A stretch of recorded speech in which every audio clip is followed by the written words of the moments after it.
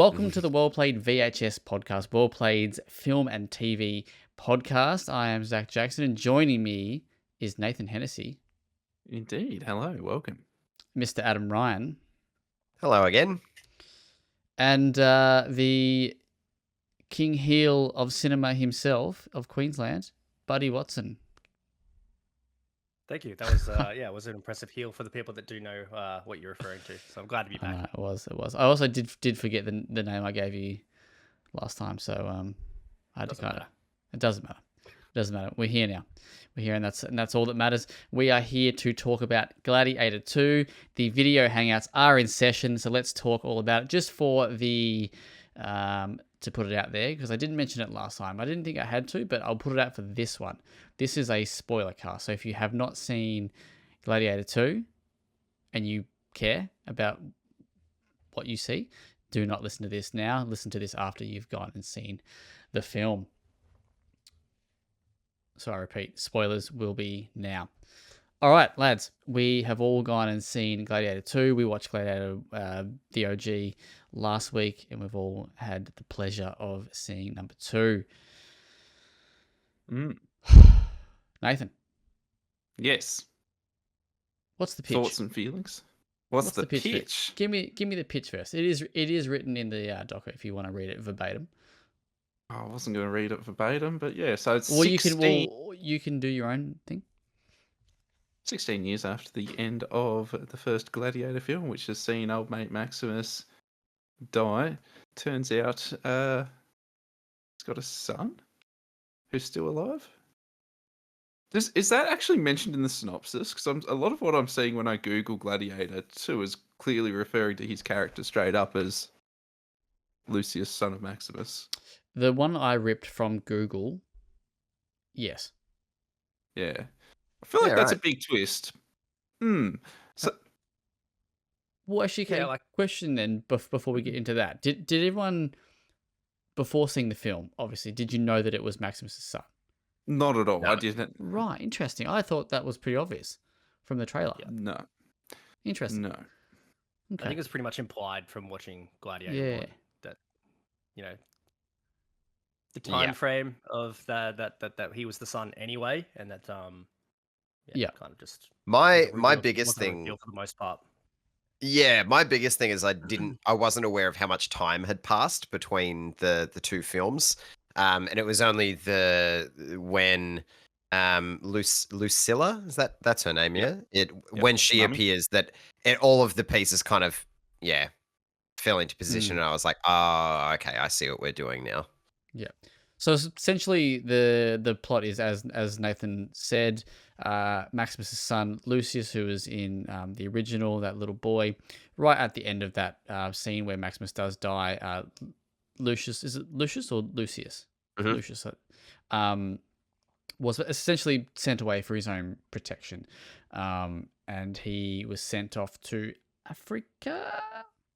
Certainly where we find him. Yeah. And then the Romans, in their conquering nature, wanting to fucking own everything, they basically go and conquer where he is made his life, and then he's brought back to Rome and essentially must fight for his freedom and that sort of stuff. And that's basically where we find the film. So Nathan, what'd you think of Gladiator 2?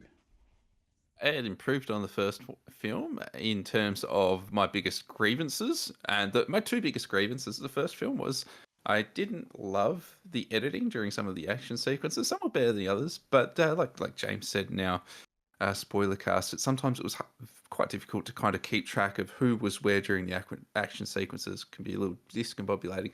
I found that they were very succinct this time, very clear. You got long shots, and it's composed in a way that made a lot more sense in terms of I can see who's in the action and where they are. And that was cool. That was fun.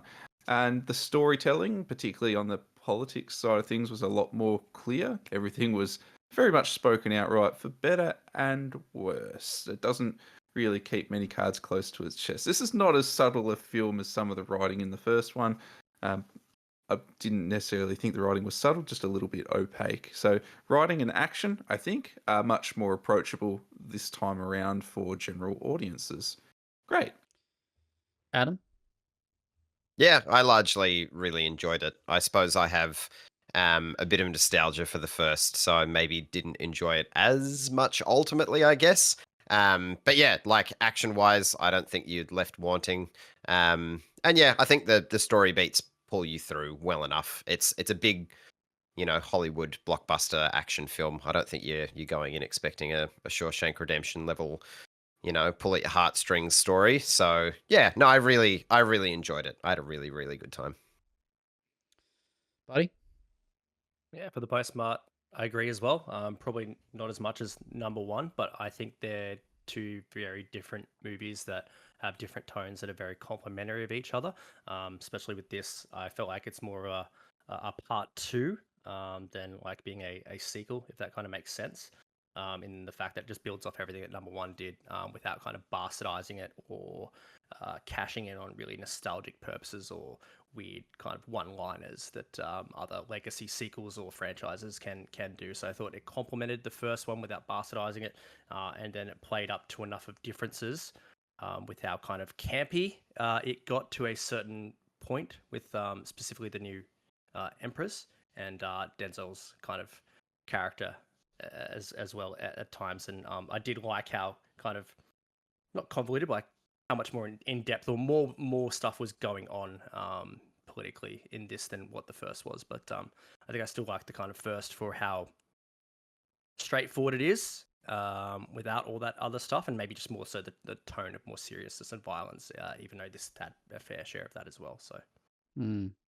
Cool. I'm gonna keep it simple, kind of similar to what Adam was saying, but I like this because it's been a long time since I've been able to go to the cinema, just enjoy a big budget blockbuster film, and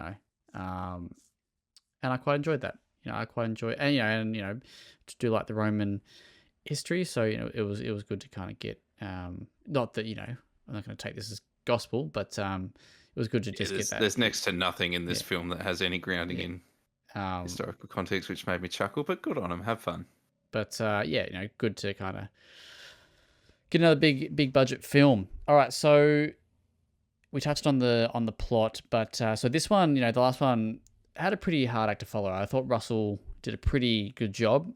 He's a pretty authentic gladiator, and but this time we had Paul Mescal, who plays as Hanno or Lucius, who is the main character, who is Russell's spawn, and then you've got Denzel Washington as Macronus, who I thought was a really neat character. I thought he helped the time go, even though you kind of knew, well, at least I felt you kind of knew where his, he was, what path he was going.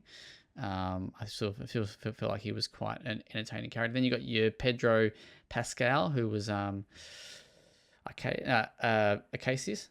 He was the general. So essentially, in a way, he was Maximus 2.0 to some degree. Mm-hmm. Sure. And then you got Connie Nielsen again as Lucilla, and then you got the Empress. You got Joseph Quinn, who was Emperor Gaeta, and then I don't know if I got this, Fred Hitchinger. Is Hitchinger? Anyway, he played Emperor Caracalla. What do we think of the cast and their performances here, Nathan? I think they give it. So, in my opinion, I think they give it everything they got because I didn't think that the script was particularly strong. So I thought they acted the shit out of it. Like, thumbs up to them because where that story goes, I didn't. So where you expected the Denzel character to go, I dismissed that it would. I thought it was too silly that they would even try. And spoiler, put him in the Senate. Thought, no way would they ascend him that fast. That makes no sense. It's like a soap opera, bro. Like the way they do the story in this, and they just go for it. I will clarify. I didn't think, beat by beat, I didn't know where he was going, but I knew that he was not good. He was doing it for self gain, and yeah. Didn't think he'd be that ambitious, so they went weird with it. I thought, which was fun. Any other highlights for you? What do you think of the Emperors? the Emperors, they're no. What was old mate Phoenix's? Commodus. Commodus. No Commodus, yeah. Commodus. There's no scenes that involve them that make me go, oh, like they can instill a fear on me. Like, what are they going to do? In fact, I've got a big issue with them. The entire film, we're told that they're treacherous, but we never ever actually witness them do anything treacherous. So as villains, they're a bit empty for me. Well, that's I kind of agree, and to kind of jump to the end, quite a bit forward in the movie. I did find that scene where Denzel essentially turns them on themselves, on each other. I was like, this is ridiculous. Like, he's literally in the next room. What's, and he's like, your brother's fucking, he's out to get you, mate. And like, he called you a big idiot. Go fuck him up. Oh, you better not. And it's just like, there's nothing that's happened in the, to kind of explain that. It's just like that's the entire movie. Denzel's word is Denzel's word. Yeah, everyone is where they need to be, whether it's in a position of conflict or whatever it is. They're always where they need to be, and they make the decision that they need to make the plot move forward. But it never actually makes sense. There's never anything leading up to, like Paul, like what is it? Hanno becoming Lucius. There's a very thin line in which he just swaps over from being fuck all of Rome to I'm going to be Rome's next leader. Like, where'd the change of heart come from? Did I go piss during that scene? I think there was a moment. I don't recall the exact one, but I think there was a moment where it might have been Ravi speaking to him, and it was talking about like acceptance or something like that. It might not have even been Ravi, but there was a moment, I think, where he basically he says it, or someone says it to him, that he needs to accept his role, or to that extent. Okay. Yep. There you go. Switches on a dime. Buddy, you got any thoughts on the performances? Yeah, I'd agree with Nathan about the two emperors being quite hollow. But I guess that made that Denzel switch kind of necessary, even though I was kind of like, I really didn't see that happening, or that ascension to that point. I really thought like the whole time he was going to be, yes, pulling the strings in the background, but still that eternal conflict would be him not actually taking a figurehead position. So when he walks out with a kind of a head, it's like, okay, things have really escalated here. And I think the first instance of where I thought like, oh shit, this movie has really jumped the shark is when they introduced sharks. And I was like almost like fist pumping in the air, like, yes, this movie it's going to places. And I think that's kind of... Didn't they do that though? Yeah, maybe not, I don't know about sharks, but didn't they fill the Colosseum with water? Yeah, genuine well, apparently thing. The sharks thing was a thing as well, apparently. Seals, I had to look it up. Yeah, turtles and shit. Yeah, bizarre thing that they did, but yeah, it's weirdly accurate. Yeah, but I think those two were great as the emperors, and kind of played off exactly what they needed to be. I don't think we're going to anything like Queen Phoenix with Commodus. So there's no real use trying to go like for like in kind of performances. Thought Paul Mescal was naturally better when there was scenes when he was just doing a Paul Mescal voice. It was more natural than what it was when Russell was kind of just like, oh, you're not actually performing lines here, you're doing the Russell thing. But I don't think he had as kind of everlasting, well, we'll see, but everlasting lines, whether it's epic as what Russell got. So maybe that's what kind of puts him over the line a little bit. But yeah, I thought he was great. And yeah, Denzel, like I said, I think I said after the show last week, with the tragedy of Macbeth, with the Coen, one of the Coens that did that. If you've seen that, this is basically Denzel. Like, he did the tragedy of Macbeth, and now he's like doing Hamlet in Gladiator II, and it's just it's just him being him and having a ball. So I thought the performances were fine and to good with what they required of the characters, and everyone kind of understood the assignment. Whereas in previous recent Ridley Scott stuff like House of Gucci, there might only be one character like Lady Gaga who understood that this is campy, or the vibe of the thing, and it didn't kind of mishmash or gel. Whereas this has kind of seemed to be, whether you liked it or didn't like it, or the tone was different or not, I think it was a bit more cohesive, and everyone kind of understood what they were in for. Adam, before I get your thoughts on the full cast, what do you think of Pedro? I know you're a big Pascal man. I do like Pedro. I mean, he was good. I think he kind of fell into the same role as he has with quite a few of his more recent characters. He was just kind of the level-headed leader type, which I mean is fine. I don't think there's any issue with that. I thought he bounced off Mezcal well in their like one scene that they had together. I thought that was pretty effective. But yeah, ultimately, I think Denzel is probably he is the standout, definitely, and I think his overacting in some places, I think, kind of makes the two emperors more it's more forgiving that they're just there, right? They're never there to be the actual antagonist. They're just kind of a roadblock, and so I was kind of fine with them just being kind of shitheads more than anything else. But yeah, Paul Mescal himself, I was impressed with, just as that he had the shoulders to bear the weight of being a leading man in a massive budget action film. I thought he did a pretty commendable job.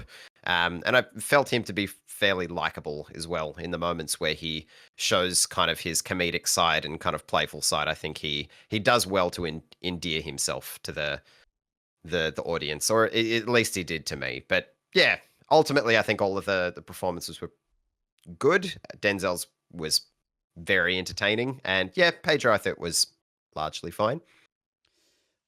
I thought one of the best acted scenes was that one where Pedro and Pascal are in that moment, and that's when Lucius decides not to kill oh mate, and he's like, and he's shouting, "Is this how Rome treats its heroes?" kind of thing.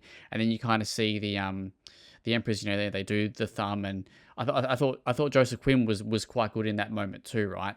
I thought that was a pretty good scene that came together quite well. Yeah, no, I agree. I thought that was a good little mini monologue for Mezcal, and it did have a couple of lines scattered in there that were pretty affecting. I think, yeah, is this how Rome treats its heroes is a pretty killer line. And I really, oddly enough, like it's going to be a weird thing to say, but I really enjoyed the crowd's performance. I know that's probably a strange thing to say, but like just trying to imagine like how that would have been like if you were like, and I think it highlighted the standing of Acacius, in Rome. And so I know this is probably a little bit of a tangent thing, but I just like, fuck, like if I was in that crowd, man, and they're killing this dude, and these emperors are twats, like surely you would like it would just crumble and the dam would break kind of thing. Mate, go to a WWE show in 2012. That's how it was. It's like they're trying to push this one guy down your throat, and you're like, fuck that, I want the other guy. But he gets it, Yeah, that's right. Interesting. Okay. I was actually like distracted by the crowd because it didn't make sense to me they'll behave in the way they were, because again, like they kept talking about these treacherous emperors. In the first film, they were happy to talk about the relationship between the emperor and the people and what that actually meant, and Commodus actually concerned about how they're able to eat and stuff like that. It's only mentioned in passing here, but that we don't know why the people would have any kind of animosity towards the emperors. There's no example given of, are they starving them? Are they why are they pissing people off? I think I think there were two examples of them showing that. The one where Acacius comes back from Numidia, and he says that he needs rest, and they kind of immediately say that more conquest is needed, and he pushes back on that idea, saying that Rome needs to be fed more than it needs to go to war. And then I think that it's later when the brawl happens with the fucking Great Olympic Slam. And one of the two emperors says they can eat war. That's the whole line. It's like, Rome needs to be fed. No, we will feed them war. So like, it's like you said, I don't think the writing is good enough to do it in any sort of subtle way or show and not tell, but they at least kind of hint towards it. Yeah, I still didn't buy that because I was like, that's just empire building, and that's emperors being emperors. What makes this any different? So for them, it is the way it is. But then, so for the crowds to be so riled because a general's put in a compromising position in a coliseum, the point that they get riled that much, just it for me, it went past the point of disbelief. I just wanted there to be stakes. Like, why do the people give a shit? What's actually going on that makes people like riled up? What is the tension here? But it doesn't exist in the crowd. It exists only between the main players. Interesting. Funny how we see things different. Yeah, I actually liked the crowd things this time because I felt like in Gladiator 1 there was too many there was reactions of the boos and the cheers, but at least this time they had a little bit more close-ups and the crowd kind of pushing back and made it more real instead of just okay, cool, we can hear a noise and the Emperor's got the pressure to react kind of that way. And there's I think there's a scene even when Lucius is coming into town or someone's sneaking off and going from one place to the other. There's like a lot of homeless people. Got people in the street, so I kind of got that idea. Yeah, and it's like I agree with you, Nathan. It's not enough like world building or to kind of get to that point where all of a sudden they've turned. But I guess it's like the one idea of like, okay, we need at least one person to stand up, and then maybe everyone will follow or reveal their true feelings towards these clowns in charge. I think, yeah. For me, it was the speech. Well, not so much the speech, but it was Mescal's speech about he's done so much for Rome kind of thing, and I feel like the people understood that, or to a certain degree. I don't know. That's just how I interpret it, but and that's fine because, like I said, the script gets us to where we need to be. Yeah, I suppose. The other scene I did quite like, again, very, very, very similar, was I think might have been one of the first fights that he was in, Lucius, and that's when the Emperor basically said, "Spare him." Yep, we'll spare him. We'll show mercy, and then he's like, "Fuck that," kill me, and then gets up. Don't want your Roman mercy. Yeah, I thought that was a good little moment. I thought so too, which is why it was so surprising to me when he like flips on a dime. He's like, you know what, Rome, I'll take it all. Oh, yeah, because Ravi seemed to have a big influence. So Ravi is the former gladiator. I don't know, I can't remember who he's played by. Sorry, I was going to add him in, but then I was like, we won't talk about him. But Ravi is played by Alexander Karam, and he's like a former gladiator, and he makes a comment about Maximus, or he says something that Maximus has said, and Lucius is like, "Oh, I've heard that before." I don't quite remember the line though. Sorry, and it was written on his tomb, or not his tomb. Sorry, his where they hang his armor. Yeah, and yeah, so I think he did a lot of kind of swaying of Lucius's thoughts and feelings towards. Yeah.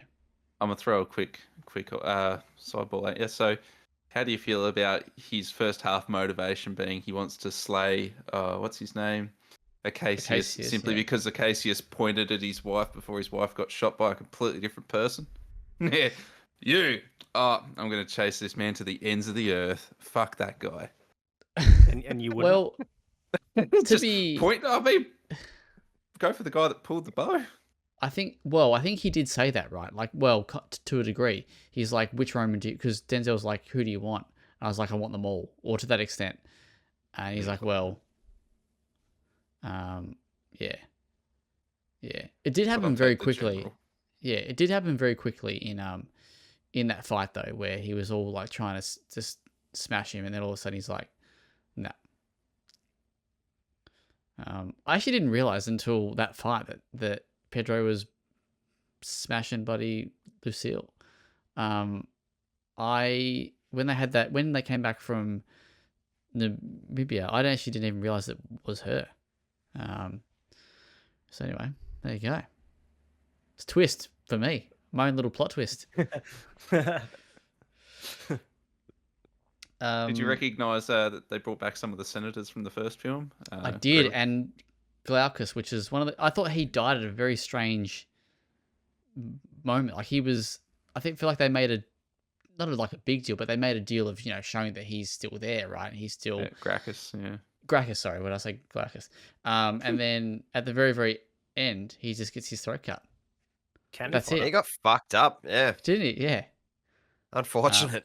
And even like Lucille didn't react. She was just standing there. Yeah, Well, I mean, she's she's tied got up. other things going on, mate. She's Nah, tied to a mate. pillar in the middle of a I think coliseum. if someone says to you, I was loyal to Marcus Aurelius, I'm loyal to you. If someone gives you that kind of faith, you could at least be, oh, Well, they probably weren't filming at the same time, so she didn't have anything to Anyway. go on. Any other thoughts? Any other comments? Just broadly on the film, you mean? No Hans Zimmer. How did we feel about the soundtrack? The score? fact that the fact that I didn't think too much of it probably says a lot. Yeah, thought it the did first one was a so bit better. much Yeah. heavy lifting in the first one for when Yeah. it was like a lot more stoic or silent characters, and those one or two impactful moments where it's Russell not being Russell. And even entering like the Colosseum in those first couple of times in the first one, it was like it needs to be quite a big build up and swell. Whereas this time it didn't really feel like that. I feel like the one time we got something from the soundtrack was actually right towards the end, which was almost like a we get remix of the. If we're talking about the same song, like the kind of a new version of the main, or not the main song, but yeah. What do you, Nathan, as someone who loves an edit, what did you think of the flashbacky things in there that almost had the watercolory effect on them? I think that was a lot of the credits like at the start, but I quite actually enjoyed the start, like the opening credits where it just flashbacks different scenes out of sequence from the first film with a weird twisted watercolor effect. It's interesting. Thoughts on the opening credits? I quite liked it because it's almost like last time on Gladiator kind of thing. Yeah, and they were the most memorable Yes. stills. Like they were really smartly picked. I was like, of course, that was the best part of that. Good on them. I do have a question. How do we feel when they, and obviously there's nothing that you can do about this other than you can use AI, I guess, but how do you feel about when they've obviously reshot scenes, they've shot scenes for Lucius as a child? How do we feel about visually seeing a different character? Or, not character, sorry, was different actor? Couldn't tell. Yeah, I really? didn't. Interesting. Yeah, I mean, I think it's such a quick. I am for recasting, just in general. Like the Star Wars shows and movies where they de-age Luke and make it look like an uncanny valley Mark Hamill. Just recut. Like, I understand it's Luke Skywalker, but just fucking recast them. Like, just let a person show their emotion. So I'm pro recasting, but also that was such a quick moment that, and it's so little time on it. Yeah, it's a kid and fuck kids, but yeah, I just didn't. It didn't register with me that it was even a different actor. But of course it would be, because it's like that kid would be older than I am, like 35 or 36 by now. So completely fair. And even in the first movie, that kid is not like he's not in the movie for a great presence. Yeah. He has those one couple of scenes, so it's kind of not as impactful seeing a different portrayal of that. I think it's more that that I've watched it quite recently, so I had a picture of what he looked like as a kid, right? Yeah. So you developed a bond with your imaginary Lucius. No, I just thought, not Lucius. Lucius. Yeah. Not a bad thing. Just like an odd, like, oh, different kid. Of course it is. Where's how many Lucius are there in bloody Rome? Okay, question. What do we think of the monkey? It was odd. It was getting. I mean, yeah. I guess they were doing a fun stand-in for Caligula's horse, so I was like, yeah, sure, whatever. Does that mean anything to you? No. I know what you're talking about. Are we talking? Hang on, sorry. I was going on a visual effect sort of thing. Are we talking, the monkey from the Emperor or the CG monkey? Yeah. Oh, no, I'm talking about the monkey character. Well, yeah, the monkey character. Okay, cool. So I was too. Yeah. Stand in for Caligula's horse. I thought it was amusing. It was funny. Sure. They got so silly with all that stuff that I just was happy to accept whatever funny, dumb shit they were going to do, because clearly it was just they were just taking big swings. It was a prop to give that Emperor a little bit more character instead of just being he's the dumb one that Has a whinge. can't Yeah. for Well, I think he himself was or has a cooked, wasn't he? whinge Because or he. is a bit mentally impaired. Well, I or think Well, he they had imply that he's he got had syphilis. syphilis. Yeah. Yeah. They Which I said think he was. the Yeah. disease that's in his loins is affecting Yeah. his brain or something. Yeah. His brother says. Mhm. And that's But why God, when he appointed the monkey as like the head of whatever it was, I was like, oh, this is fantastic. Yeah. It's going exactly wrong. This is just Yeah, next level of camp. This is fantastic. I love it. the politics storyline gets so soapy. I did not expect it to get so soapy in tone. It was amusing. Mm. Yeah. All right. Okay. So, what do we rate it, Nathan? So I opened by saying it improved on the first film in some ways, but actually, I would rate it exactly the same. I feel exactly the same. They're both fine films. Okay. I don't prefer one over the other personally. I don't have the nostalgic affinity for the first one either. So I think strengths and weaknesses, they both have them and they meet halfway. I think they're fine, 6 out of 10. There is actually two more quick things I want to quickly discuss before we do go to the scores. Sorry, Nathan, but feel free to Drop that one a little later. edit your score if you want, if this changes anything. How do we think? How do we feel about that final fight with Lucius and Macrinus, kind of in the under the arch there? How do we feel about that moment? Did we feel it was kind of bit of a weak moment? I thought it was peak silliness by that point. Okay. They got the two armies just, all right, boys, have it out. I know. And the other thing that confuses me is that old mate he just fucked off out of the Colosseum. Mate, Yeah. horses don't. Well, are you gonna stop him? Horses do not abide by physics. You just get on a horse, mate. You get where you need to be. Yeah, but how do you get Nah. out of it? Like, anyway. Get on a horse. I was fine with the fight itself. Like, dude's not a trained warrior. He's like a pencil pusher, essentially. So, I don't know. It makes sense that he was not going to hold his own. So Denzel wasn't. I thought he was a fighter, though. I thought he was a gladiator. No, he was a slave. He wasn't. It was implied that he was a slave. They don't really insinuate whether he was a gladiator or not. But yeah, he was definitely a slave at some point. Okay, I thought maybe he was. Ravi was. Yeah, I know. Yeah. Well, there you go. Hmm. Adam, what's your rating? I had a great old time with it. I'm sitting kind of with Buddy that it's a more of a part 2 than just kind of we're doing another one. So yeah, I don't know, anywhere from like a 7 or a 7.5. I had a really good time with it. Yep. Buddy, how about you? I gave it a 7 out of 10 on a 10-point scale as well. Loved it. Yeah. The fact that they had sharks inside the Colosseum. From that Let's moment go. on, I was set. What will they think of for Gladiator 3? We're already at sharks. We're already at 7. This can only get better. It can't get worse. And they made it like the funniest thing of all time. What do you think of the baboons then? Because you did mention that. Oh, the first part of baboons, yeah, that CGI sucked, and yeah, it was rough. That was one of the first fights as well. And then apart from the opening, which was just like, the Romans basically like plowing through everybody. To be honest, at the end, I was like, these two big armies facing off. I'm like, fuck it, let's fight. I know like the proper resolution for this is peace, but let's see it happen. Something like that opening fight in number 1, but. Yeah, of course that didn't make sense, but at that point, nothing else had made sense. I'm like, let's get them to fight. Let's keep having fun. Nathan, to put you on the spot, you don't have to give me an answer if you don't know. That's fine. I'm not going to hold it against you. But do we know what the two armies were? Was one the Praetorian Guard? And the other one was the army the other that was one, purely loyal to Pedro. Yeah, so but do we know what? Yeah. Do they have a name or? That's what I couldn't remember. They would be whatever his legion was called. Okay. That I don't know if they actually named it up. Yeah, I think it was just two loyalist armies, one to the Emperor and one to the to Pedro.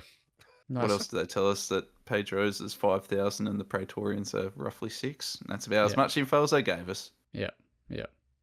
I would give it a 7. I thought it was a good time, solid time. Enjoyed my, $50 for gold class. Hey, you go. you went gold Hey. class too. Nice. I did. I had no choice in the matter, but I wanted to go to extreme screen in Hoyt, just to check out that. You wanted to feel the knife in your back, didn't you? I I did was actually. gonna say, is that like the chairs like moving and they're blowing air on you and shit? That's the D something. The D screen. 4XD or something. Yeah. 40. Yeah. No thanks. All right, cool. Before we wrap up, just a quick little fact here. So, the first film was made with 103 million, I think, from memory in the doco. This one had a budget of 250 to 300 million. Pretty wild considering how big that difference is. Inflation, mate. I know, but like that is, and when you think about who was in the first film, Russell Crowe, Phoenix. But I guess Phoenix was still quite young at that point. Denzel Washington, Pedro Pascal, Joseph Quinn. I think these are all pretty big names in the current era as well, though, mate. I mean, yes, absolutely. Denzel's big. I think he's probably, but Pedro and Joseph Quinn, like, are they top? Yes. Pedro's big as far as like next big upcoming actor, but I feel like he's done nothing like this before. So I think like you were saying before, Adam have kind of like he played into that kind of masculine role and that physicality. It's like, yeah, cool. It was good to see that from him because we hadn't seen that in the other two stuff, like with After Sun or All of Us Strangers. So I was really hoping that was going to be the case, and I feel like it was the case. And hopefully this is his big kind of cool. Now I can pick all my roles and be anything, and not just be this kind of indie darling or kind of secret that's kind of hidden away at the moment. He's like right on the cusp of being the guy. I think he's a big name. I personally would disagree with Joseph Quinn, but yeah, well, when the casting was announced, Joseph Quinn was, listed. What did we know him for outside of Stranger Things at that point in time?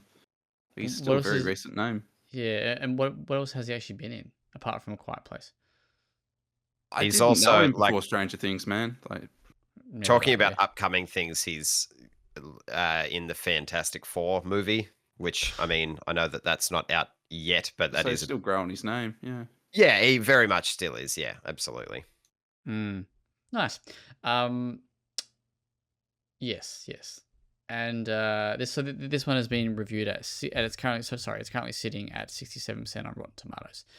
It feels like it's pretty bang on with what we all just sort of said. So lovely work. All right, any final thoughts before we go to Flood the Colosseum again? I say, get sharks back in the Colosseum. Well, interesting. Correct me if I'm wrong. They filmed it at the Colosseum this time, right?